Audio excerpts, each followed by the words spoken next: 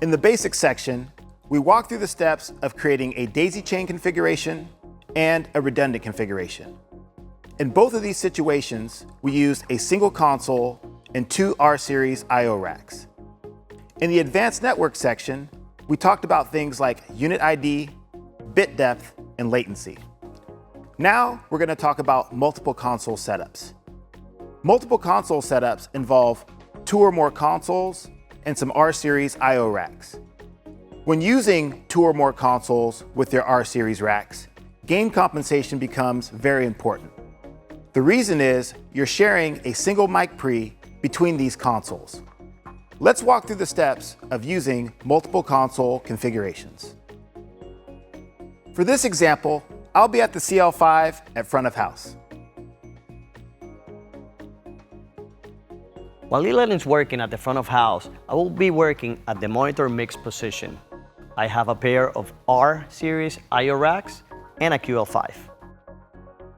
While Jose is at monitors working on his QL5, I'm going to be up at front of house working on the CL5. The first thing I need to do is verify that my word clock settings are correct. This is done by touching where it says Setup and then touching on the word clock icon. Here I can see that my console is set to Dante 48K, and that's perfect. That means that my console will receive its clock signal from the network. In some cases, you may want your console to clock internally, maybe because you're sending clock signal from another device, or you just want to use the internal clock of the console. In these cases, please make sure that only one of the two consoles on the network is set to clock internally. The other one should be clocking from the Dante network. The next step is to change our unit ID. I can change my unit ID by touching where it says I/O device and then touching on Dante setup. In this case, I want to make sure that my console is set to unit ID number 2. When I set my console to unit ID number 2, this is going to do two things. It's going to make sure that there's only one console on the network with unit ID number 1 and one console on the network with unit ID number 2. The other thing it does is change the Dante patch by parameter. The Dante patch by parameter makes sure that I can't make any changes to the Dante network from my console. All changes that I wish to do to the Dante network has to be done from the Dante controller program. Jose can still make changes to the network from his console, which is perfect. Next, I'm going to change the bit depth. The bit depth will be changed from 24-bit to 32. When changing the bit depth to 32-bit, that gives us more dynamic range on the network to make sure that as we adjust gain compensation, we don't have any areas where it goes below the minimum. Finally, we're going to go ahead and check our remote HA assign parameters. The remote HA assign parameters decides who's going to be recalling the head amp when they recall a scene. By default, your console is set to automatically recall head amp settings when you recall a scene. When you have two consoles on the network, it's really pretty rare that you're going to have both consoles recalling the scene at the same time. Since Jose is at Monitor World, we're going to leave him in charge of recalling head amps with his scenes. I'm going to change this setting so that when I recall a scene, my settings do not change the head amps on the R-Series devices.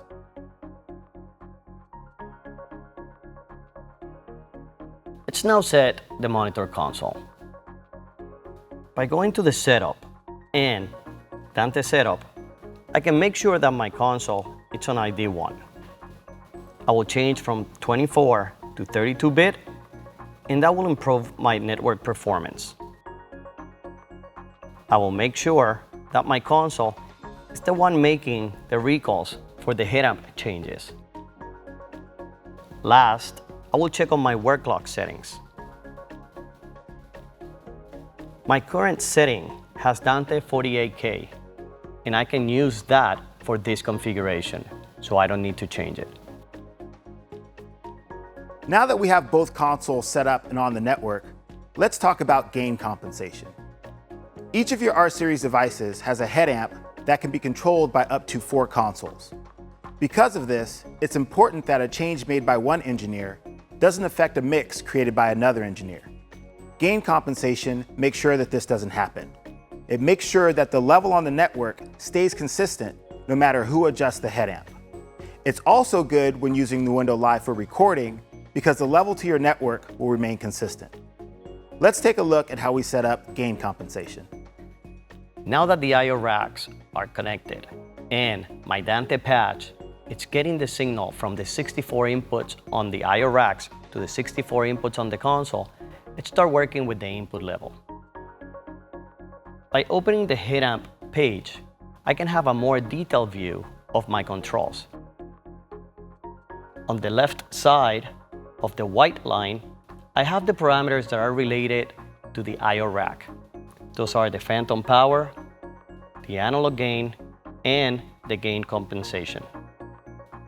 On the right side of the white line, I have my digital gain and my AG/DG link. Those parameters are related to the console. I will start by adjusting my input gain. As you can see, I'm adjusting my analog gain to reach a good input level. Once I have a good signal level, I will turn gain compensation on. The blue triangle represents the audio level within the network. If I adjust the analog gain, I am not changing the level going to the network. If I channel clips, I can turn gain compensation off, adjust my gain, and turn gain compensation on one more time. Jose is at the monitor position, and we've put him in charge of adjusting the analog side of the gain, as well as turning gain compensation on and off. If I open up my gain window, you can see the level that he's already set, and you can also see that gain compensation is turned on. I still have control of the analog gain, and I can still turn gain compensation on and off as well. The reason for this is that that gain compensation circuit is located inside of that R-Series device.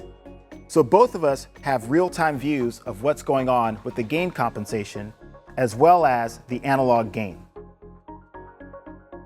The gain compensation circuit is available in your R-Series devices as well as your QL Series consoles. So it doesn't matter which one you use to place audio on the network, you can view that gain compensation circuit in real time and make adjustments to it from your CL or your QL Series console. Since Jose is in charge of the analog gain within our system, I'm going to make some changes to my console so that I'm working off of this digital gain here. This will allow me to set a separate level if I want to have my console signal a little bit hotter or a little bit colder than his. To make things a little bit easier for myself, I'm going to change my preference. Here under User Setup, you can access the Preference page. And on this page, you have an option of changing your gain knob function from analog gain control over to digital gain control. By doing this on my CL Series console, now when I grab this gain knob here, I'm adjusting the digital gain instead of the analog gain. If I still wish to have access to the analog gain, I have two ways that I can get there. One way is to touch user-defined key number 3 and activate the alternate function. This is assigned here by default. Another way to access that analog gain circuit is to assign it to one of my user-defined knobs. Finally, the last thing we're going to do is change our meter point. By changing the meter point, that's going to allow me to see exactly what's going on when I make an adjustment post-digital gain. I have that option here. Now we're all set to go and ready to work with 2 consoles and 2 R-Series devices. When working with multiple consoles and a set of I/O racks, please remember to check your console ID and make sure that you pick which console is going to recall head amps. Also remember to check your word clock settings. And keep in mind, the Yamaha gain compensation system makes using a single set of R-Series I/O racks with multiple consoles really easy. No matter who adjusts head amp control, all the levels on the network will remain the same. Be sure to use it on your next event.